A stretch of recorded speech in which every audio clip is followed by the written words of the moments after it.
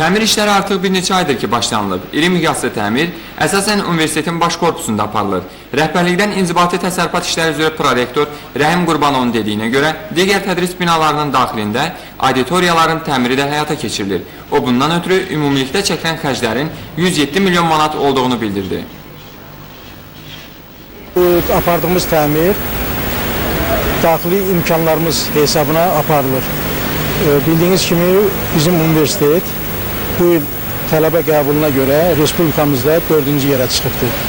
Və həmin o hesaba görə də ki, biz təmir işlərimizi aparırıq. Və təmir işlərimiz nəinki burada, o biri tədris korpuslarımızda da aparılır. Əsaslı təmir işləri də gedir. Bu əsaslı təmir işlərini biz ona görə aparırıq ki, şəhərimizin mərkəzində yerləşən bu gözəl binamız daha da gözəlləşsin və şəhərimizə bir daha gözəllik gətirsin. Söhbətimizdən belə məlum oldu ki, universitetin daxili imkanları ödənişli təhsil alan tələbələrin hesabındadır. Təmirin texniki təchizatı Azərbaycan Respublikası Təhsil Nazirliyinin Gəncəbasar üzrə Təmir Tikinti İdarəsinə məxsusdur. İşlərin əsas korpusda sentyabrın 2-sinə sona çatdırılması planlaşdırılır. Ancaq digər tədris binasındakı vəziyyət deyilən vaxtda təmirin tamamlanmasına ümid vermir.